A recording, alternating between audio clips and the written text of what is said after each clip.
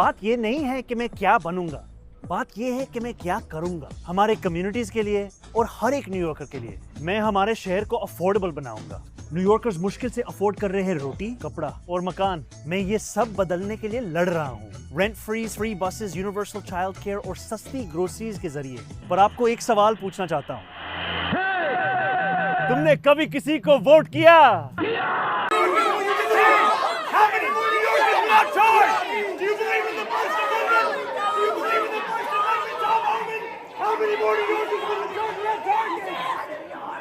My father, his family comes from Gujarat in India, and his family is Muslim, I'm Muslim. And Narendra Modi helped to orchestrate what was a mass slaughter of Muslims in Gujarat, to the extent that we don't even believe there are Gujarati Muslims anymore. And when I tell someone that I am, it's a shock to them that is even the case. And this is someone who we should view in the same manner that we do Benjamin Netanyahu. This is a war criminal. And speaking... Boy, oh boy, oh boy, oh boy, oh boy. So we got to talk about a story that everybody, I think, should be paying attention to out of New York City, okay? Because they are on the verge of becoming London, right? They are essentially about to make a socialist Muslim that is an immigrant, right? That was born in Uganda, who happens to be Indian, the Democrat nominee for the mayor's race. Grocery prices are out of control. The cost of eggs and milk has skyrocketed. Some stores are even using dynamic pricing, jacking up the cost over the course of a day depending on what they can get away with. It doesn't need to be this way. I'm Zohran Mamdani, and as mayor, I will create a network of city-owned grocery stores. It's like a public option for produce. We will redirect city funds from corporate supermarkets to city-owned grocery stores, whose mission is lower prices, not price gouging. These stores will operate without a profit motive or having to pay property taxes or rent, and will pass on those savings to you. Okay, and this guy's name is Zohran Mamdani, okay? And again, he is a full-blown radical lunatic that is running for mayor of New York City. And he is running on a campaign of free stuff in another language. Take a look. भाइयों और बहनों, इस election में सिर्फ 20 दिन बचे हैं और चॉइस मेरे और एंड्रू कोमो के बीच में है। अगर आप पहली बार इलेक्शन के बारे में जान रहे हैं तो ये है जो एंड्रू कोमो ऑफर कर रहा है। आज मेरे पास बिल्डिंगें हैं, प्रॉपर्टी है, बैंक बैलेंस है, बंगला है, गाड़ी है, क्या है तुम्हारे पास? आपकी वजह से हमने $8 मिलियन रेज किया है। 6 लाख से ज्यादा दरवाजे खटखटाए हैं और बस इतने करीब है इस शहर का पहला साउथ एशियन मेयर बनाने के लिए। पर बात ये नहीं है कि मैं क्या बनूंगा, बात ये है कि मैं क्या करूंगा हमारे कम्युनिटीज के लिए और हर एक न्यूयॉर्कर के लिए। मैं हमारे शहर को अफोर्डेबल बनाऊंगा। न्यूयॉर्कर्स मुश्किल से अफोर्ड कर रहे हैं रोटी, कपड़ा और मकान। मैं ये सब बदलने के लिए लड़ रहा हूँ। Rent free buses, universal child care और सस्ती ग्रोसरीज के जरिए। पर आपको एक सवाल पूछना चाहता हूँ, तुमने कभी किसी को वोट किया? कभी किसी को रैंक किया? देखो, यहाँ न्यूयॉर्क सिटी में हम रैंक चॉइस वोटिंग यूज करते हैं। इसका मतलब है कि सिर्फ एक कैंडिडेट को चूज करने के बजाय आप 5 कैंडिडेट्स तक को रैंक कर सकते हो अपनी पसंद के हिसाब से। सोचिए, ये 5 लस्सिया कैंडिडेट्स हैं और मैं ये वाला हूँ। ये सिस्टम ऐसे काम करता है। सबसे पहले फर्स्ट चॉइस वोट्स काउंट होते हैं। जिस कैंडिडेट के वोट सबसे कम होते हैं उसे हटा दिया जाता है। लेकिन अगर वो आपका पहला चॉइस था तो आपका वोट खत्म नहीं होता है, वो आपके नेक्स्ट चॉइस को चला जाता है। ये प्रोसेस तब तक चलता है जब तक किसी कैंडिडेट के पास आधे से ज्यादा वोट्स ना हो जाएं। आप जितने ज्यादा लोगों को रैंक करते हो उतनी ज्यादा आपकी बैलेट और आवाज में ताकत होती है। इसलिए मैं चाहता हूं कि आप मुझे, ज़ोहरान ममदानी को, अपने बैलेट पे पहले नंबर पे रैंक कीजिए। और सिर्फ मुझे नहीं, बाकी बैलेट भी जरूर भरना। ये 3 दूसरे कैंडिडेट्स हैं जिनको आप रैंक कीजिए। लेकिन एक बात याद रखना, एंड्रू कोमो को रैंक नहीं करना। उसका कैंपेन ट्रंप के डोनर्स के पैसों से चल रहा है। अगर वो जीता तो डीसी के साथ साथ NYC भी उनका होगा। विश्वास नहीं होता तो खुद उनसे सुनिए कि क्या होगा अगर कोमो जीता तो।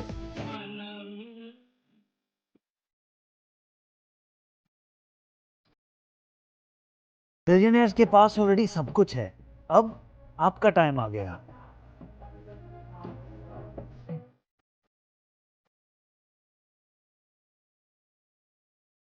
Yeah. So in 1917, Teddy Roosevelt, who is probably my favorite president of all time, he wrote a letter expressing the importance of speaking English. Okay, when immigrants come over here to this country, in order for this country to be a melting pot, right? They need to embrace an American identity, right? That American identity needs to be cohesive, right? Which means that you need to speak English, okay? He says, quote, "We have room for but one language here, and that is the English language, for we intend to see that the crucible turns our people out as Americans of American nationality and not as dwellers of a polyglot boarding house." AKA, if you are an immigrant and you're here in America, you need to speak English. I think that applies, especially if you're trying to run for public office. What we just saw there was an absolute disgrace to this country, okay?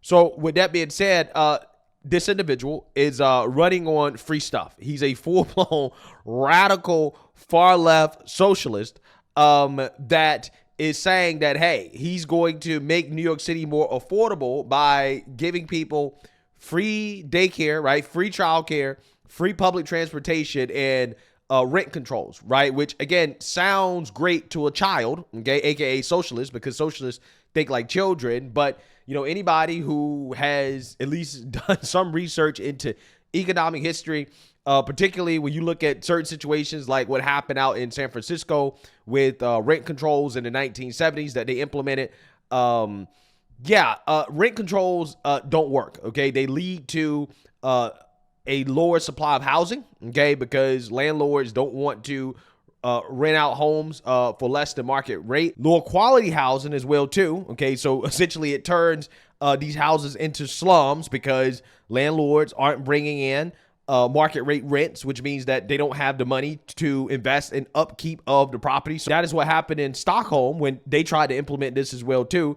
There was an economist by the name of Assir Limbeck who famously stated that rent controls are the most efficient way of destroying a city outside of bombing, right? If you want to destroy a city, rent controls, okay? So yeah, these units that are subject to rent control, they tend to be slums, okay? And the units that are not controlled, the rent skyrockets, right? Because the demand for those units tend to go up due to the fact that newcomers into the city can't get into the houses that are rent control because people don't want to leave because they're stuck with the artificially low rents. Again, it's an all-around disaster, particularly for young people and people who are not wealthy, okay, which is the funny part about it, because a vast majority of the studies when it comes to rent controls basically show that the beneficiaries of rent controls are the wealthy, right? Which, again, is the ironic part about all this, because the socialists are promising rent controls in order to help people who are not wealthy, except this ultimately ends up just helping the wealthy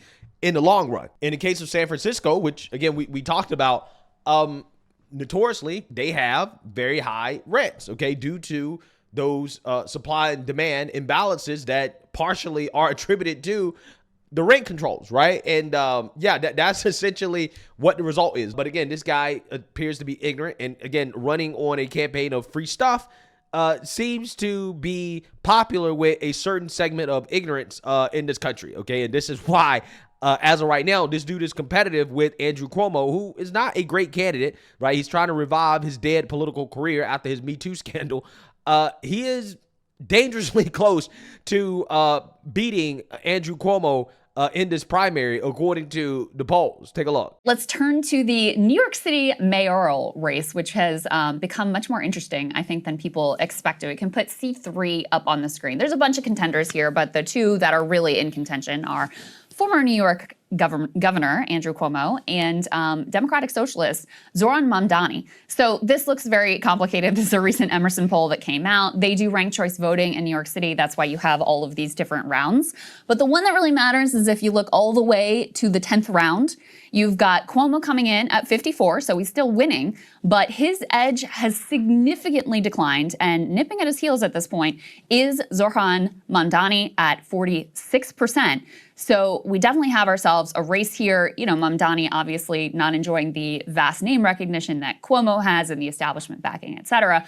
Really been an upstart. Marshall, there's some indications that even he and his campaign were not expecting him to have this much traction in this race. And yeah, well, I think this guy's rise really is a sign of the fact that the Democrat Party, the far left wing of the Democrat Party, has become more and more and more influential, right? They're growing in their influence to the point where you have lunatics like this who are actually competitive in these primaries, right? I mean, this is, again, a big deal, right? It actually is a really big deal, because if this guy actually wins, I think that will solidify the far left takeover of the Democrat Party. And, you know, hey, I think that's a bad thing for this country, a terrible thing for this country. But who knows? Maybe New York deserves it. With that being said, they had a debate, a mayor debate out in New York City.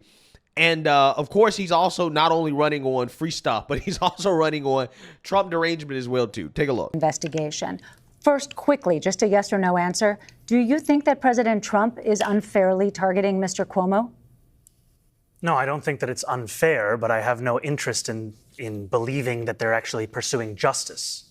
Okay. Second part of my question. And to be clear, it's not unfair because Andrew Cuomo did lie to Congress, but ultimately we know that the Trump Justice Department and the Trump administration as a whole is interested more in vindictiveness and persecution of political enemies than in anything to do with justice. Okay, so moving forward, you are also a socialist, and because of that, why wouldn't President Trump target you and, by extension, target New Yorkers? You have 1 minute.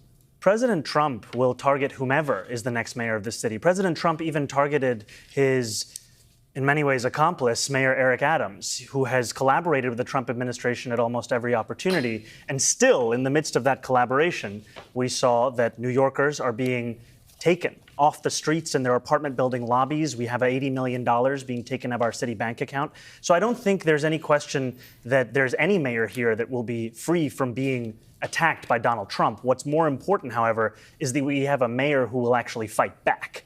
And that's what I will do.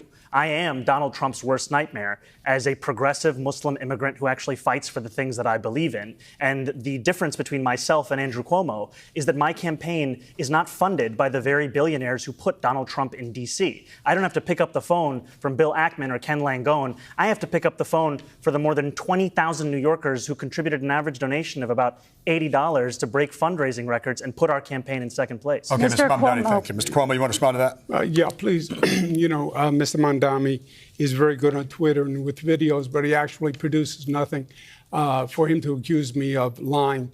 He also called President Obama a liar and said President Obama was evil. So take everything with a grain of salt.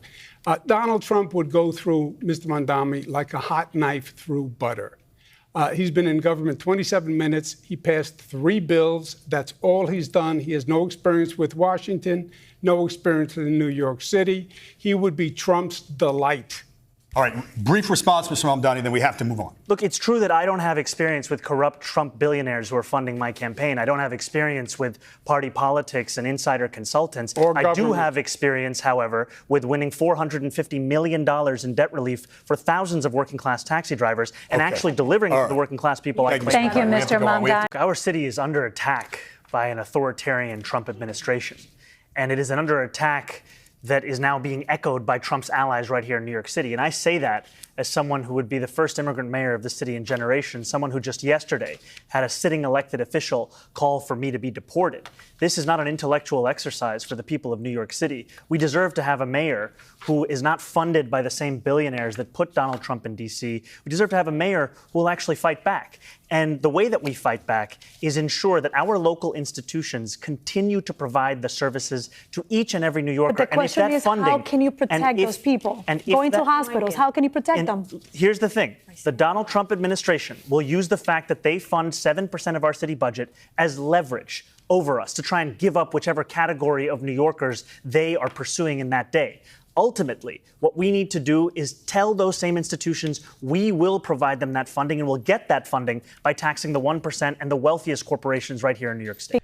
Yeah, so I'm going to be honest with you guys, and I hope I'm wrong about this. I really do. I hope that I am wrong with this prediction, but I think this guy might actually win, right? I think that he has a good shot of winning because Trump derangement and free stuff could be the formula that is needed to win a Democrat primary nowadays.